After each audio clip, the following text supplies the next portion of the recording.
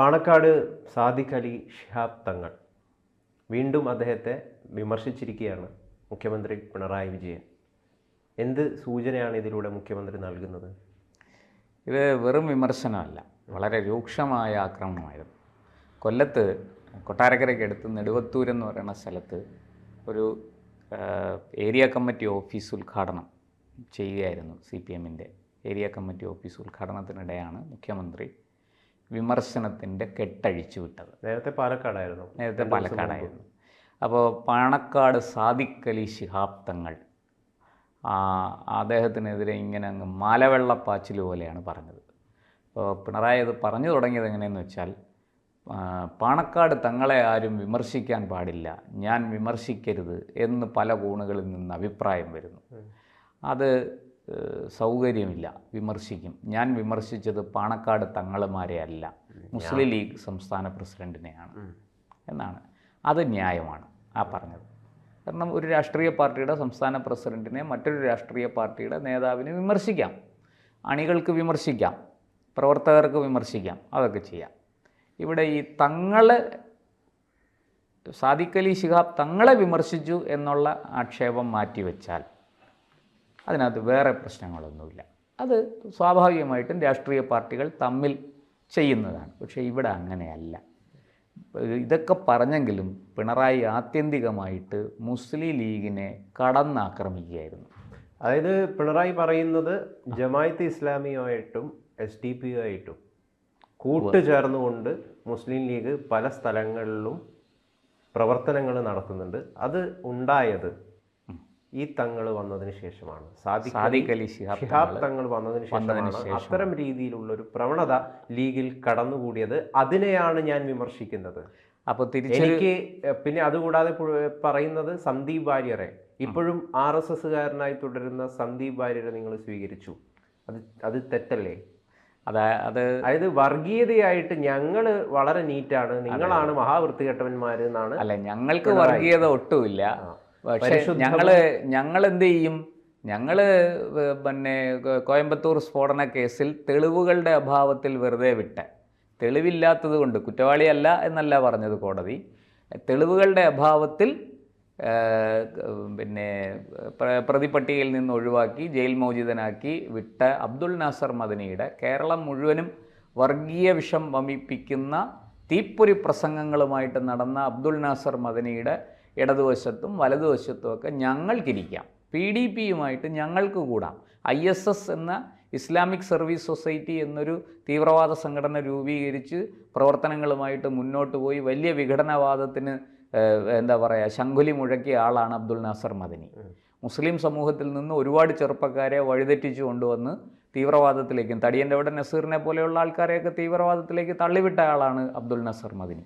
അബ്ദുൽ നാസർ മദനിയോടൊപ്പം ഞങ്ങൾക്ക് വേദി പങ്കിടാം, ഞങ്ങൾക്ക് വോട്ട് ചോദിക്കാം, മദനിയുടെ ഇഷ്ടപ്പെട്ട സ്ഥാനാർത്ഥിയെ, മദനിക്ക് താല്പര്യമുള്ള സ്ഥാനാർത്ഥിയെ ഞങ്ങൾ LDF-ൻ്റെ സ്ഥാനാർത്ഥിയാക്കി നിർത്തി മത്സരിപ്പിക്കും.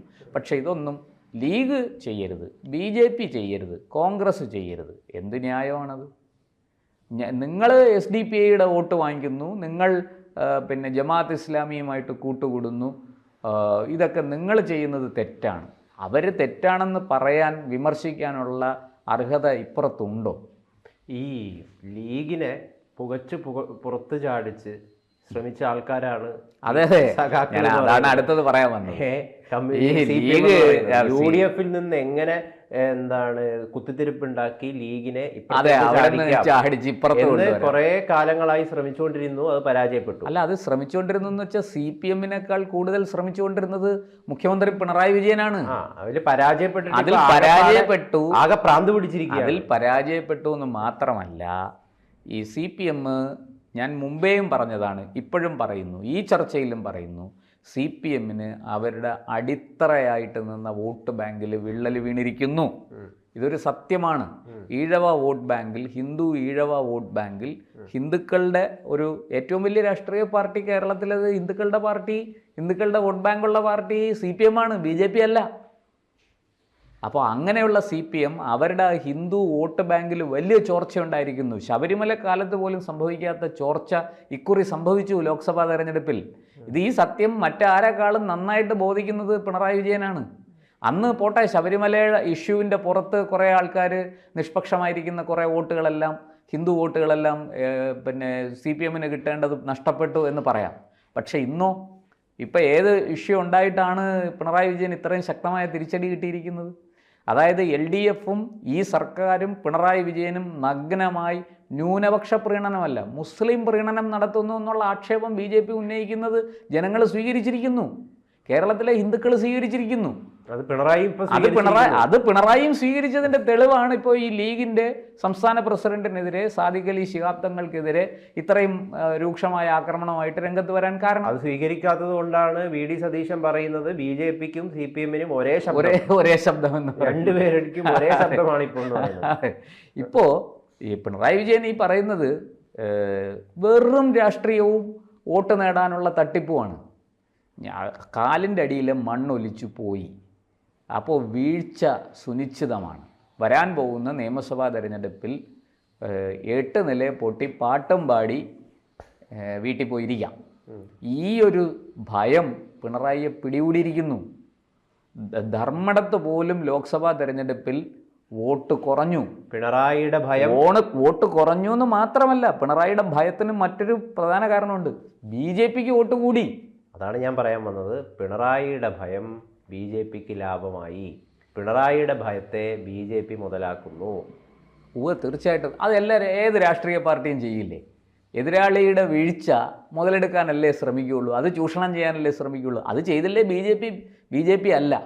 BJPക്ക് രാഷ്ട്രീയമായിട്ട് ഒരു അടിത്തറ ഇല്ലെന്ന് പറയേണ്ടി വരും. അപ്പം VD സതീശൻ പറയുന്നത് ഒരു കണക്കിന് ശരിയാണ്.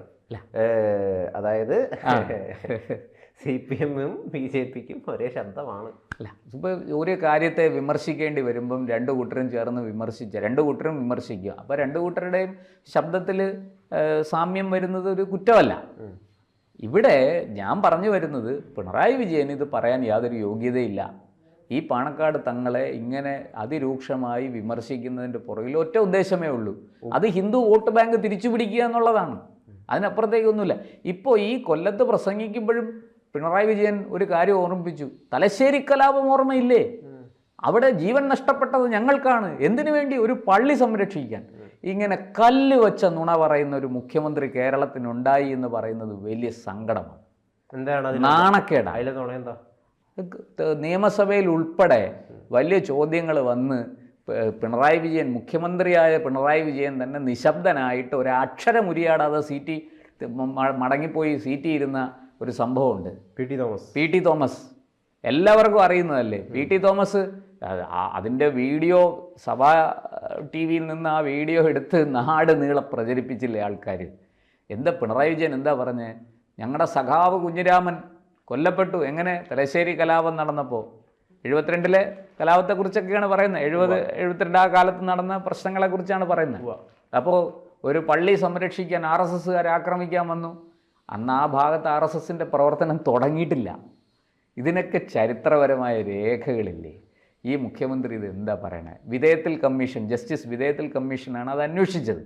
അന്ന് വളരെ കൃത്യമായി ആ റിപ്പോർട്ടിൽ എങ്ങും ഈ കുഞ്ഞിരാമൻ്റെ മരണം പോലും അതിനകത്ത് പരാമർശിക്കുന്നില്ല തലശ്ശേരി കലാപത്തെക്കുറിച്ച്. തലശ്ശേരി കലാപം അന്വേഷിച്ച് നിയമസഭാ രേഖകളിലുള്ള കാര്യമാണ്.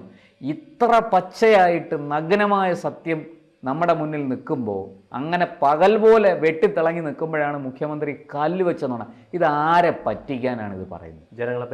ജനങ്ങളെ പറ്റിക്കാൻ. സ്വന്തം പാർട്ടിക്കാർ പോലും അത് വിശ്വസിക്കില്ല. അതിൻ്റെ തെളിവാണ് ആറ്റിങ്ങിലും ആലപ്പുഴയിലും ഒക്കെ കണ്ടത്. BJPക്ക് നിസ്സാര വോട്ടൊന്നുമല്ല കൂടിയത്.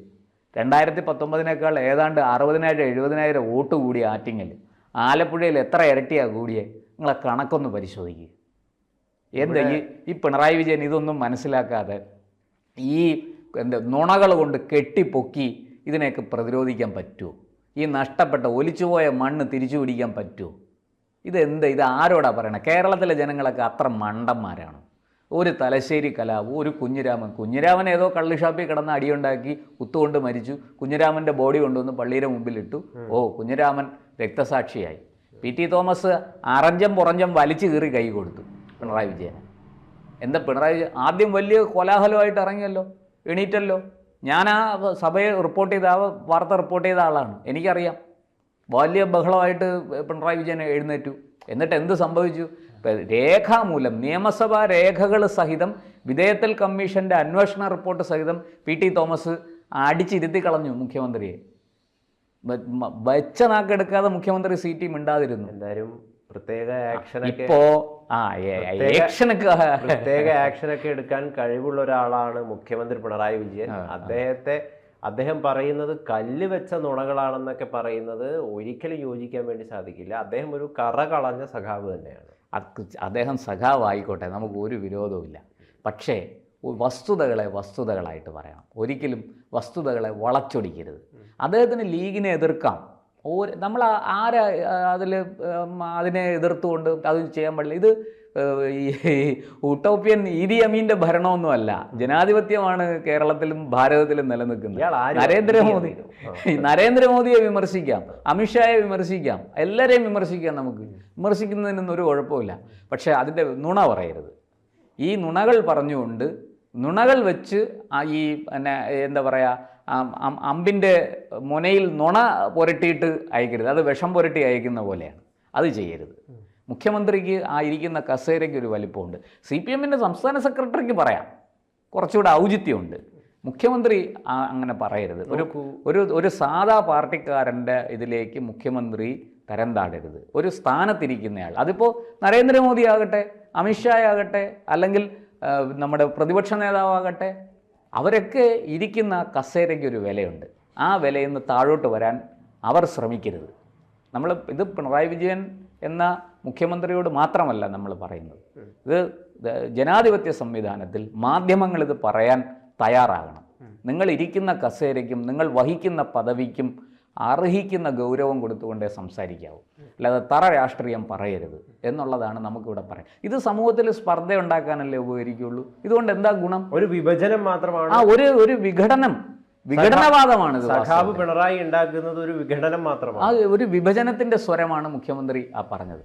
അത് ശരിയല്ല, അത് തെറ്റാണ്, അത് തിരുത്തേണ്ടതാണ് അദ്ദേഹം. ഇവിടെ പാണക്കാട് തങ്ങളെ വിമർശിക്കുക, അവർ SDP വോട്ട് വാങ്ങുന്നതിനെയും പിന്തുണ വാങ്ങുന്നതിനെയൊക്കെ വിമർശിക്കാം. അതൊക്കെ നമുക്ക് മനസ്സിലായി. നേരത്തെ ഒന്നും ഇത്രയും വലിയ രീതിയിലുള്ള വിമർശനം നടത്തിയിട്ടില്ല. അത് വെറും രാഷ്ട്രീയ ലക്ഷ്യം മാത്രം. സമയം കണ്ടിട്ട് ജമാഅത്തിയും SDP ആണ് നിങ്ങളുടെ കൂടെ ചേർന്നിട്ട് എന്നൊക്കെ പറയുന്നത് ഭയങ്കര നമ്മളെന്തോ ഭയങ്കര പരിശുദ്ധമായ പ്രവർത്തനം നടത്തുന്ന പരിശുദ്ധരൊക്കെയാണ്. അതൊക്കെ കേരളത്തിലെ ജനങ്ങൾക്ക് നന്നായിട്ട് അറിയാം. നമുക്കതിനെക്കുറിച്ചൊന്നും പറയാനില്ല. പക്ഷേ അതിനപ്പുറത്തേക്ക് മുഖ്യമന്ത്രി സംസാരിക്കുമ്പോൾ വളരെ ശ്രദ്ധിക്കണം, വളരെ ആലോചിച്ച് മാത്രമേ അത് സംസാരിക്കാവൂ. ഇതേ കാര്യം നമ്മൾ മുമ്പും പറഞ്ഞിട്ടുണ്ട്. പല നേതാക്കളെക്കുറിച്ചും നമ്മൾ പറഞ്ഞിട്ടുണ്ട്. അവരിയ്ക്കുന്ന പദവിക്ക് അതിൻ്റെ ഗൗരവം വിടാതെ സംസാരിക്കണം. ഈ കാര്യത്തിലും നമുക്ക് എന്തായാലും പ്രതിപക്ഷ നേതാവ് VD സതീശൻ ഇരിക്കുന്ന പദവിയുടെ ഗൗരവം മനസ്സിലാക്കുന്നുണ്ട്. അതുകൊണ്ടാണ് ലീഗിനെ ന്യായീകരിച്ചു കൊണ്ടിരിക്കുന്നത്. ആയിരിക്കാം.